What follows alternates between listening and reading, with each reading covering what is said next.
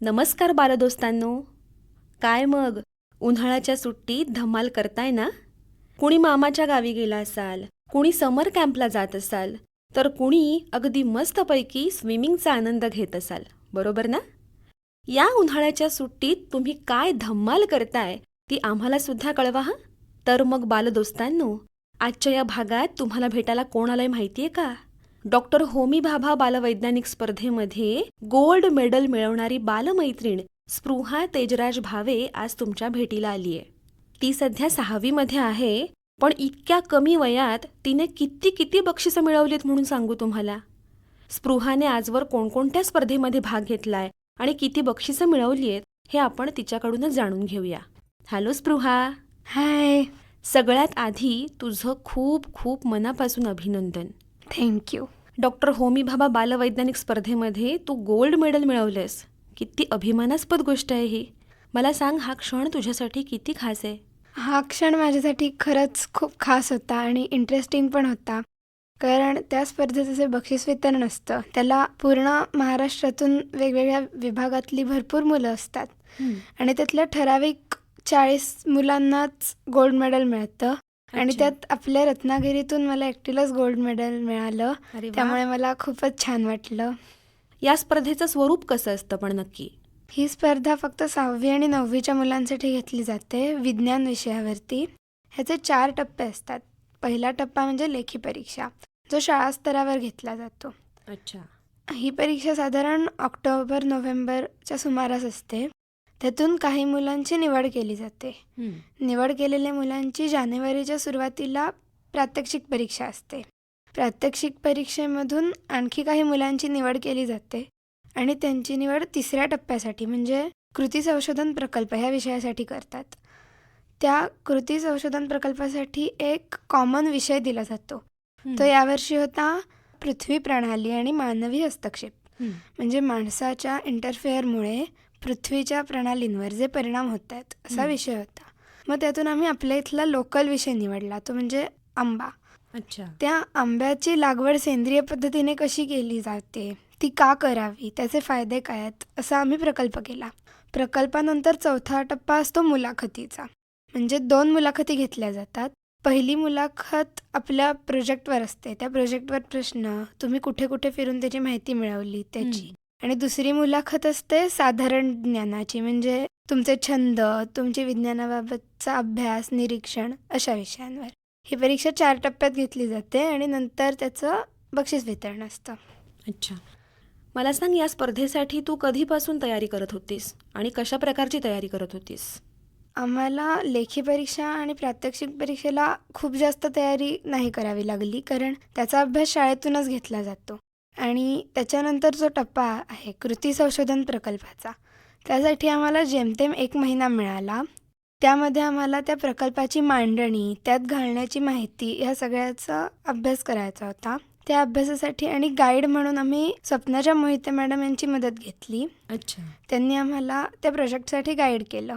तसेच आम्ही वेगवेगळे आंबा बागायतदार, आंबा तज्ज्ञ, प्रयोगशाळा तज्ज्ञ, आपल्या रत्नागिरीचं कोकण कृषी विद्यापीठ ह्यासारख्या अनेक ठिकाणांची माहिती घेतली आणि तिथे भेटी देऊन तिथल्या लोकांचे मार्गदर्शन घेतलं. त्यानंतर तो प्रकल्प पूर्ण झाल्यानंतर त्या प्रकल्पाची डिजिटल स्वरूपातली PDF तयार करायची असते आणि ती मुलाखतीच्या काही दिवसांआधी त्यांना पाठवायची असते. मुलाखतीच्या वेळी आपण जर काही पदार्थ किंवा बायो प्रॉडक्ट्स तयार केले असतील तर ते आणि तो मूळ प्रकल्प जो आपण लेखी हाताने लिहिलेला आहे तो तिथे जाऊन सबमिट करायचा असतो. मग स्पृहा, तू आत्ता म्हणालीस की हा प्रकल्प करत असताना तुला अनेक आंबा बागांना भेट द्यावी लागली. मग शाळा सांभाळून, अभ्यास सांभाळून या सगळ्या गोष्टी तू कशा करत होतीस? माझी एकटीचीच या स्पर्धेसाठी शाळेतून 3ऱ्या टप्प्याला निवड झाली. त्यामुळे शाळेने मला काही दिवसांसाठी सूट दिली होती, जेणेकरून मी वेगवेगळ्या जागांना भेटी देऊ शकेन आणि अभ्यास पूर्ण करू शकेन. त्यामुळे मला हे सगळं जमवता आलं. तू बागांमध्ये गेलीस आणि तिथल्या तज्ज्ञ लोकांना भेटलीस, तर तिथे तू प्रत्यक्ष काय शिकलीस? आंबा बागांमध्ये आम्ही मोहिते मॅडमसोबत गेलेलो. तिथे आम्हाला 5 झाडं निवडायची असतात. त्या 5 झाडांच्या माती घ्यायची, त्या मातीचं परीक्षण करायचं, त्याचा अवसाधन कालावधी किंवा त्याचे pH ह्याचं वर्गीकरण करायचं त्याचसोबत झाडाभोवती आढळणारे जे सजीव आहेत किंवा त्याचसोबत काही झाडं असतात लहान, आवळा, करवंद, बोर यासारखी लहान लहान झाडंसुद्धा आजूबाजूला असतात काही वेळेला. तर त्यांची संख्या किंवा त्या झाडांचे नमुने गोळा केले, त्याचे हर्बेरियम तयार केली. ह्या सगळ्याचा वापर आम्ही रासायनिक आणि सेंद्रिय बागेत तुलना करण्यासाठी केला. त्यानिमित्ताने आम्ही कोकण कृषी विद्यापीठाच्या नारळ संशोधन केंद्रात गेलेलो. तिथे त्यांनी प्रयोगशाळेमध्ये क्रायसोपा नावाच्या एका किड्याची पैदास केली आहे. त्या किड्याचं मुख्य अन्न तुडतुडा हा घातक कीटक आहे. तो आंब्यावर पडतो. त्यामुळे क्रायसोपा जर त्या झाडावर सोडला तर रासायनिक पद्धत न वापरता सेंद्रिय पद्धतीने आपण तुडतुड्याचा नायनाट करू शकतो. अशा अनेक गोष्टी मला या निरीक्षणामधून शिकता आल्या. मग तुझा जो आता प्रकल्प आहे, या प्रकल्पामध्ये वेगवेगळ्या बाय प्रोडक्ट्सचे फोटो आहेत किंवा काही पथनाट्य सादर केलेली आहेत त्याचे फोटो आहेत, तर त्याबद्दल काय सांगशील? आधी बायो प्रोडक्ट्सबद्दल सांगते. आम्ही काय केलं आहे, शेतकऱ्यांना सेंद्रिय शेतीकडे वळा असं सांगितलं आहे. पण फक्त हापूस न लावता किंवा त्यामुळे जमीन काही वेळेला बिघडते, त्यामुळे त्याच्यासोबत रायवळ पण लावा असं सांगितलं आहे. पण रायवळ लावून त्या मानाने काही वेळेला कमी उत्पन्न मिळू शकतं. सेंद्रिय पद्धतीने वाढ करताना काही वेळेला कमी उत्पन्न मिळतं, पण त्यासाठी इतर वस्तूंमधून आपल्याला उत्पन्न मिळावं यासाठी आम्ही साली कोळींपासून वेगवेगळे पदार्थ तयार केले, ज्या गोष्टी टाकाऊ आहेत त्याच्यापासून. आणि महत्त्वाचं म्हणजे हे पदार्थ बायोडिग्रेडेबल आहेत आणि एडिएबल आहेत. ओके. त्याच्यापासून आम्ही बायोप्लॅस्टिक तयार केलं आंब्याच्या सालींचा वापर करून. ते प्लॅस्टिक आत्ता अगदी प्राथमिक स्वरूपात आहे. अजून सालींच्या पावडरमध्ये गव्हाचं पीठ आणि मध मिसळून आम्ही त्याच्यापासून चमचे तयार केले. चमचे, वाट्या आणि स्टिक्स तयार केल्या, म्हणजे त्यासुद्धा एडिबल होत्या, त्या आपण खाऊ शकतो. आणि मँगो बटर आणि लिप बाम हे 2 वेगळे प्रॉडक्ट्स आम्ही तयार केले. आंब्याच्या कोळीची जी पावडर असते ती आम्ही पाण्यावर उकळवली आणि मग त्यातलं जे स्निग्ध पदार्थ होता, म्हणजे जे तेल, ऑइल होतं, तो कंटेंट वर आला. मग तो गोळा करून गोठवला आणि मग मँगो बटर तयार केलं आणि त्यात बिटाचा रस मिसळून लिप बाम तयार केला. थोडक्यात जसं आपण कोकम बटर तयार करतो तसंच आम्ही मँगो बटर तयार केलं. छान. आता जनजागृतीबद्दल सांगते. ह्या प्रकल्पाचे जे आम्ही बायो प्रॉडक्ट्स केले किंवा जे सेंद्रिय शेतीबद्दल आम्ही मुद्दे सांगतोय चांगले किंवा रासायनिकमुळे जे वाईट परिणाम होतात ते सांगण्यासाठी आम्हाला जनजागृती करावी लागली. जनजागृतीसाठी मी शाळेत मुलांना, माझ्या वर्गातल्या काही मुलांना या प्रकल्पाची माहिती दिली किंवा जे मुलं कासार, वेली किंवा कोतोडा या भागातून शाळेत येतात त्यांच्या आंब्याच्या बागा आहेत त्यांच्या पालकांना सुद्धा सांगितलं. तसेच शाळा स्तरावर कोळी साठवून त्याची आंब्याची रोपे करण्याचं आम्ही ठरवलं आणि त्याचसोबत आम्ही बिल्डिंगमध्ये शिमग्याच्या वेळी एक पथनाट्य सादर केलं. त्यामध्ये रासायनिक शेतीमुळे होणारे वाईट परिणाम, मग त्या आंब्याची झाडाची जी स्थिती होते किंवा सेंद्रिय केल्यावर त्याच्यावर लगेच कुठला फरक पडतो ते सांगितलं. अच्छा. मग मला सांग, या प्रकल्पामधून तू काय शिकलीस? या प्रकल्पामुळे मला, आपण बागेत तर आंब्याच्या वगैरे कायमच जातो, आमची पण एक बाग आहे, पण त्या प्रत्येक गोष्टीकडे किंवा बागच असं नाही इतर गोष्टींकडे सुद्धा वैज्ञानिक दृष्टीने कसं बघायचं किंवा प्रत्येक गोष्टीचं निरीक्षण करून ती गोष्ट नंतर आल्यावर त्याच्याबद्दल कसं शोधायचं, कशी माहिती मिळवायची ह्याचं ज्ञान मिळालं. मग जेव्हा मुंबईमध्ये तू या बक्षीस वितरणासाठी गेली होतीस, तिथलं सगळं वातावरण कसं होतं? तिथे यशवंतराव चव्हाण नाट्यगृहात माटुंगा येथे बक्षीस वितरण होतं. तिथे वेगवेगळ्या शाळांतून, महाराष्ट्रातल्या वेगवेगळ्या भागातून भरपूर मुलं आली होती आणि त्या सगळ्या मुलांमधून आमच्या शाळेतून मी एकटीच होते आणि जेव्हा आमच्या शाळेचं नाव घेतलं गेलं, माझं नाव घेतलं, गोल्ड मेडल असं पुकारलं, तेव्हा मला खूप आनंद झाला. तिथे बक्षीस देण्यासाठी DRDOमध्ये काम करणारे नगरकर आले होते. ते खूप मोठे सायंटिस्ट आहेत. अच्छा. आणि त्यांनी भरपूर वर्ष डॉक्टर अब्दुल कलामांसोबत काम केलंय. मग त्यांच्याकडून बक्षीस स्वीकारताना तुला जास्तच आनंद झाला? हो, नक्कीच. मग तू जेव्हा पुन्हा तिथून परत आलीस तेव्हा तुझं घरच्यांनी कसं स्वागत केलं? आम्ही रेल्वेने परत आलो आणि जेव्हा रेल्वे स्टेशनवर पोहोचलो तेव्हा माझे आत्ते, काका, माझे आजी आजोबा सगळेजण मला भेटायला पेढे घेऊन आलेले, बुके आणलेला, त्यामुळे मला खूप आनंद झाला. नंतर शाळेत पण माझा सत्कार केला आणि बऱ्याच माणसांनी मला बक्षिसं दिली, त्यामुळे खूप छान वाटलं. मराठी भाषा ऑलिम्पियाड राज्यस्तरीय स्पर्धेतही तुला राज्यामध्ये पहिला नंबर मिळाला, तर या स्पर्धेबद्दल काय सांगशील आम्हाला? ह्या स्पर्धेचा मूळ उद्देश मुलांमध्ये मराठीसाठी ओढ निर्माण करणं असं आहे. भाषा फाउंडेशनतर्फे ही स्पर्धा घेतली जाते. त्यामध्ये मराठी व्याकरण, भाषाभ्यास आणि शब्दसंपत्ती ह्या विषयावर प्रश्न असतात. ह्यात सुद्धा 2 टप्पे आहेत. पहिला टप्पा म्हणजे मराठी ऑलिम्पियाड. त्या टप्प्याला शाळा स्तरावर एक लेखी पेपर घेतला जातो आणि दुसऱ्या टप्प्याला प्रज्ञा मराठी असं म्हटलं जातं. तो टप्पा डिजिटल स्वरूपाचा असतो. त्यावेळी आम्हाला कम्प्युटरवर प्रश्न सोडवायचे असतात.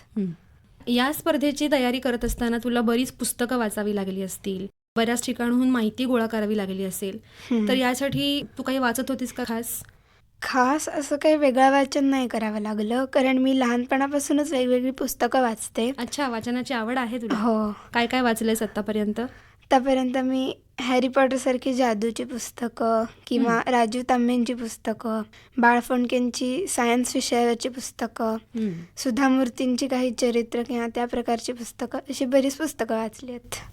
लॉकडाऊनच्या काळात मला वाचनाची आवड लागावी, कारण आमचं 1ली-2रीचं म्हणजे मूळ वाचनाचंच ते वर्ष होतं. बरोबर. त्यामुळे माझ्या घरातल्यांनी, आईने वगैरे वेगवेगळी मॅगझिन्स मागवली होती, मराठी, इंग्लिश. त्यामुळे मला हळूहळू वाचनाची आवड निर्माण झाली. त्यानंतर काही वर्षांनी माझी आत्ते मला खाली गाडीतळावरच्या जनसेवा वाचनालयात घेऊन गेली. तिने मला तिथे खातं काढून दिलं. मग मी तिथे हळूहळू वेगवेगळी पुस्तकं वाचायला सुरुवात केली. त्यानंतर त्यांच्या इथे एक पुरस्कार सोहळा असतो. ज्या मुलांनी सगळ्यात जास्त किंवा चांगली पुस्तकं वाचली आहेत त्यांना उत्कृष्ट वाचक पुरस्कार देतात. तो यावर्षीचा पुरस्कार मला मिळाला त्या लायब्ररीत. किती छान, मस्त.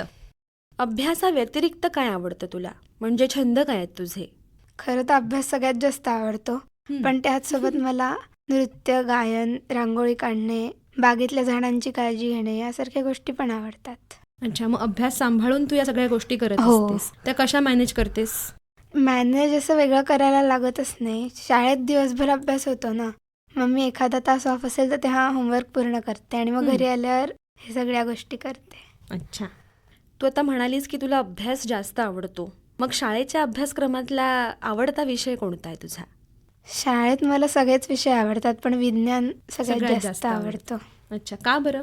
आम्हाला मॅडम पण खरंच खूप चांगल्या आहेत आणि त्या अगदी आपली लोकल उदाहरणं देऊन आम्हाला समजावतात. आपल्या घरातली साधी सोपी उदाहरणं देऊन ते शिकवतात. अच्छा, तू आता म्हणालीस की तुला गाणं आवडतं आणि तू गाणं शिकतेस, बरोबर ना? तर एखादी ओळ आम्हाला म्हणून दाखवशील का? ओके. मी जी कविता म्हणणार आहे ती आम्हाला शाळेत शिकवली होती. मनासारखे सारे काही जीवनात या घडते का. वा.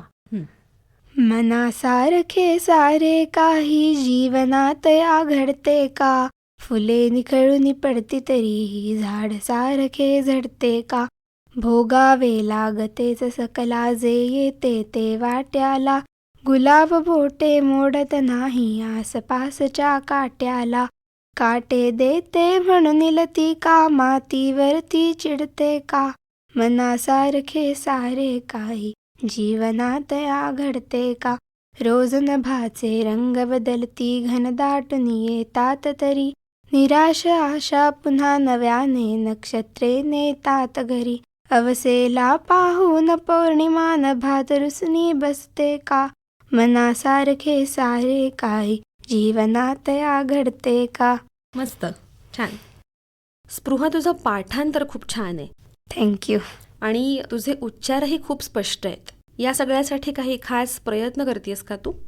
हो, म्हणजे मुद्दामून असं नाही. लहानपणी माझ्या बाजूला एक नीला आजी म्हणून राहते. मी तिच्याकडे जायचे असंच गप्पा मारायला म्हणून. तर मला तिच्याकडून कळलं की ती पूर्वी कॉलेजला संस्कृत विषय शिकवायची. मग मी तिला विचारलं की मला एखादं स्तोत्र शिकवशील का.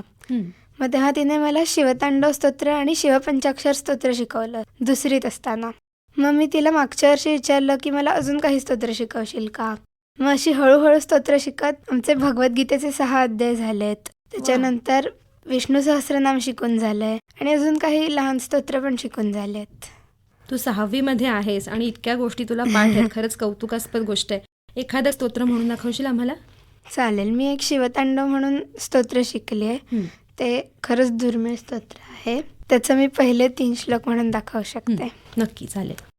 जटाकटाह संभ्रम भ्रमनिलिंप निर्झरी विलोलवीची वल्लरी विराजमान मूर्धनी धगत धगत धगत ज्वलल्ललाटपट्ट पावके किशोर चंद्रशेखरे रतिप्रतीक्षणं मम धराधरेन्द्रनन्दिनी विलासबन्धु बन्धुरस्फुरद्दिगन्त सन्तति प्रमोदमान मानसे कृपाकटाक्षधोरणी निरुद्ध दुर्धरापदि क्वचिद् दिगम्बरे मनो विनोदमेतु वस्तुनि जटाभुजंग पिंगल स्फुरत फणामणिप्रभा कदंब कुंकुमद्रव प्रलिप्त दिग्वधूमुखे मदांध सिंधुर स्फुरत त्वगुत्तरीय मेदुरे मनोविनोदमद्भुतं बिभर्तु भूतभर्तरी सहस्रलोचन प्रभुत्य शेषलेख शेखर प्रसून धूलिधोरणी विदूसराङ्घ्रिपीठभू भुजंगराजमालया निबद्ध जाटजूटक श्रियै चिराय जायता चकोरबंधुशेखरः. मगाशी तू म्हणालीस की विज्ञान हा तुझा आवडीचा विषय आहे, तर तू जिल्हास्तरीय विज्ञान रंजन परीक्षेमध्ये सुद्धा जिल्ह्यात 5वी आलेली आहेस, तर तो अनुभव कसा होता तुझा? तो अनुभव खरंच खूप छान होता. विज्ञानरंजन परीक्षा पहिल्या टप्प्यात शाळेत घेतली जाते आणि दुसरा टप्पा एखाद्या ठराविक सेंटरवर घेतला जातो. माझी दुसऱ्या टप्प्यासाठी निवड झाली आणि मग त्या परीक्षेनंतर बक्षीस वितरण होतं. बक्षीस वितरणाला आम्हाला बक्षीस द्यायला अंकिता नगरकर नावाच्या डॉक्टर आल्या होत्या. त्यासुद्धा सायंटिस्ट आहेत आणि त्यांनी काही पेटंट्स घेतलेली आहेत. त्यांनी बोलताना आम्हाला जे प्रोत्साहन दिलं किंवा ज्या विषयावर त्यांनी सांगितलं ते मला इथे सांगायला आवडेल. त्यांनी आम्हाला सांगितलं की पेटंट का घेतलं जातं किंवा पेटंट म्हणजे काय, तर एखाद्या वस्तूचं संशोधनाचं श्रेय आपल्याला मिळतं किंवा आपण ते पेटंट कोणाला तरी विकू शकतो किंवा आपल्या परवानगीशिवाय कोणी ते वापरू शकत नाही. तर त्यांनी तसं पेटंट घेण्याबद्दल आम्हाला प्रोत्साहन दिलं की तुम्ही लहान लहान गोष्टींची पेटंट्स घेऊ शकता. तर त्यांनी आम्हाला उदाहरण दिलं की त्या 10वीत असताना त्यांनी अतिशय साधं पेटंट घेतलं होतं. म्हणजे त्यांचे पेपर तपासत असताना ते पेपर स्टॅपल करावे लागतात सारखे सारखे. तर अचानक त्यांच्या स्टॅपलरच्या पिना संपल्या. त्यामुळे मग त्यांना असं पटकन चिडचिडायला झालं आणि मग काही दिवसांनी त्या विचार करत असताना त्यांना सुचलं की स्टॅपलरचे जे पिना असतात त्या बंडलच्या मागच्या काही 10 किंवा 5 पिन्स रेड कलरने पेंट केल्या. म्हणजे जेव्हा कलर्ड पिन्स यायला सुरुवात होईल स्टेपल करताना तेव्हा माणसांना कळू शकेल की आता आपल्याला एक बंडल एक्स्ट्रा घेऊन ठेवायला लागेल. अच्छा. आणि मग 10वीत असतानाच त्यांनी त्यांचं पहिलं पेटंट घेतलं. अशा साध्या पद्धतीचं पण पेटंट आपल्याला घेता येऊ शकतं आणि अशा वेगवेगळ्या पेटंट्स आपण घेऊ शकतो असं त्यांनी आम्हाला सांगितलं. आणि अशा साध्या सोप्या शोधांमुळे सुद्धा माणसाचं आयुष्य सोपं होऊ शकतं. बरोबर. तुला 5वीला असताना शिष्यवृत्ती परीक्षेमध्ये सुद्धा गुणवत्ता यादीमध्ये 20वा क्रमांक प्राप्त झाला होता, तर तेव्हा कसा अभ्यास करत होतीस तू? खरं तर आम्ही बरीच मुलं शिष्यवृत्तीला होतो. त्यामुळे घरात आजी आजोबांनी आईबाबांनी घेतलेला अभ्यास आणि आम्ही शाळेत केलेला ग्रुप स्टडी याचा खूप उपयोग झाला. अच्छा, एकत्र मिळून अभ्यास हो. करायचा. स्पृहा, मला वाटतं की याआधी तू आकाशवाणीमध्ये बऱ्याच वेळा येऊन गेलेली आहेस, तर तुझा आकाशवाणीसोबतचा अनुभव कसा होता सांग. मी लहानपणापासून आई आमच्या घरात मोबाईलवर रेडिओ लावते. त्यामुळे सकाळच्या बातम्या किंवा यासारखे कार्यक्रम कानावर पडतात. बालजगतचे कार्यक्रमसुद्धा मी काही वेळा ऐकते, खूप छान असतात. मी आमच्या गायनाच्या क्लाससोबत इथे एकदा आले होते. आमचा कार्यक्रम होता आणि त्याचसोबत फाटक हायस्कूल शाळेचा आमचा ग्रुपसुद्धा इथे आला होता. आम्ही सरांसोबत एकत्र आलेलो आणि आम्ही एक स्क्रिप्ट सादर केलेलं बालजगतसाठी. अच्छा. आत्तापर्यंत इतकं यश मिळालंय तुला, अर्थात त्यामागे तुझे कष्ट आहेत, तुझ्या आईबाबांचे, तुझ्या शिक्षकांचे कष्ट आहेत. मग ही जी सगळी माणसं तुझ्या आजूबाजूला आहेत जी तुला अगदी मनापासून मदत करतायत, त्यांच्याविषयी काय सांगशील?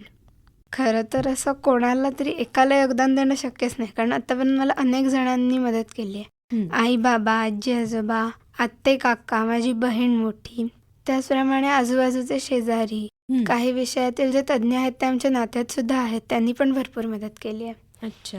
काही वेळेला शाळेतले शिक्षक आणि शाळेतले मैत्रिणी पण मदत करतात. ओके. आजकाल बघ, पालक मुलांना सांगतात की एक तर एकच गोष्ट काय ती व्यवस्थित कर, एक ना धड भाराभर चिंध्या नको व्हायला. तुला घरातून काय सांगतात? कारण इतक्या सगळ्या गोष्टी एकाच वेळी तू करत असतेस, अभ्यासही करतेस, तुझे छंदही जोपासतेस, तर या सगळ्यासाठी घरातून तुला कसा सपोर्ट आहे? घरातून सपोर्ट भरपूर आहेच प्रत्येक गोष्ट करण्यासाठी, पण मला घरातून असं कोणी सांगत नाही की सगळ्या गोष्टी तू कर. ती माझी इच्छा असते की मला सगळ्या गोष्टी करायच्या असतात. पण घरातून फक्त एवढंच सांगतात की जी गोष्ट करणार आहेस त्याच्यावर पूर्ण मन लावून ती गोष्ट कर, पूर्ण कॉन्सन्ट्रेट कर आणि तुझे 100% दे, प्रयत्न पूर्ण कर. अच्छा. इतक्या यशाच्या पायऱ्या चढत असताना अपयशाचा क्षण कधी समोर आलाय? आणि आलाच तर त्याकडे तू कसं बघतेस? असा एखादा क्षण आलास तर मला आजीने एक वाक्य सांगितलंय, बेटर लक नेक्स्ट टाईम.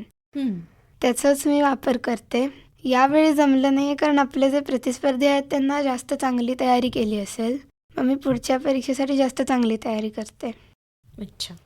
हल्ली जो तो आपल्याला मोबाईलवरच दिसतो. अभ्यासाच्या नावाखाली मुलं मोबाईलचा गैरवापर करत असतात. तू वापरतेस की नाही मोबाईल? मला खरं घरातून मोबाईल बघायला परवानगी नाही आहे, त्यामुळे फक्त टी व्ही बघितला तर तो अर्धा तास. अच्छा, छान. मग टी व्ही बघणं आणि तुझे बाकीचे छंद जोपासणं आणि अभ्यास करणं याचं नियोजन कसं आहे तुझं? साधारण शाळा 12:30ची आहे आमची. 5:30पर्यंत शाळाच असते पूर्ण वेळ. सकाळच्या वेळात मी अभ्यास करते किंवा परीक्षा असेल तर रिव्हिजन करते. पण संध्याकाळी माझा क्लास असतो कथ्थकचा किंवा गाण्याचा, त्यामुळे वेगळ्या काही गोष्टी करायला जमत नाही. मग जेव्हा क्लास नसेल त्यावेळी मी रात्रीच्या वेळी टी व्ही बघते जेवणानंतर किंवा थोडंसं उशिरा. पण त्याच्या आधी मुलांसोबत सोसायटीतल्या खेळायला जाणं किंवा बागेतल्या झाडांना पाणी घालणं असं करते. सायकलिंग करणं. आणि आत्ता मे महिन्यात मी रोज सकाळी पोहायला जाते आईसोबत. अच्छा. म्हणजे शिकतेस. हो. तुला मोठं होऊन भविष्यात काय करायचंय? मला खरं तर आत्तापासून सायन्सची खूप आवड आहे आणि मी लहानपणी पण इन्सायक्लोपीडिया किंवा बाळ फोंडके यांची विज्ञानावरची पुस्तकं वाचायचे. मग त्यातून मला हळूहळू असं मनात निर्माण होत गेलं की मला शास्त्रज्ञ व्हायचं आहे. पण मी नंतर हळूहळू विचार केला की आपण डॉक्टर होऊया. शास्त्रज्ञ होण्यापेक्षा डॉक्टर होणं जास्त आवडेल मला. आणि माझी ताई ती पण डॉक्टर होती, ती आता MBBSच्या 2ऱ्या वर्षाला आहे. त्यामुळे ती पण त्यांच्या सिलेबसमधलं किंवा त्यांनी काय अभ्यास केला हे येऊन घरी सांगत असते. मग मला अजून इंटरेस्ट वाटतो त्यात. अच्छा. तुझ्यासाठी आदर्शवत व्यक्तिमत्व कोण आहे? माझ्यासाठी आदर्शवत व्यक्तिमत्व असं एक नाही, पण मी शक्यतो सुधा मूर्तींना आयडल मानते. का बरं? त्यांनी लिहिलेली पुस्तकं किंवा त्यांचे विचार अनेक कठीण प्रसंगांनाही तोंड देऊन त्या इतक्या मोठ्या पदावर आज आहेत, ते बघून मला छान वाटतं. खूप छान बोललीस तू. आणि नक्कीच तू हे जे काही सगळं सांगितलंयस याचा फायदा आमच्या बालदोस्तांना होणार आहे. तर आज तू इथे आलीस आणि इतक्या छान गोष्टी आमच्याशी शेअर केल्यास त्याबद्दल खूप खूप धन्यवाद. थँक्यू. बालदोस्तांनो, स्पृहाकडून बऱ्याच गोष्टी शिकण्यासारख्या आहेत. तिची वाचनाची आवड, अभ्यास आणि छंद यासाठी तिने केलेलं वेळेचं नियोजन, भाषेवरचं प्रभुत्व आणि नवनवीन गोष्टी शिकण्याची वृत्ती. तर मुलांनो, स्पृहाकडून तुम्ही काय काय शिकलात आणि तिची ही मुलाखत तुम्हाला कशी वाटली हे आम्हाला नक्की कळवा. चला तर मग आज इथेच थांबते. पुन्हा भेटूया पुढच्या कार्यक्रमात. तोपर्यंत नमस्कार.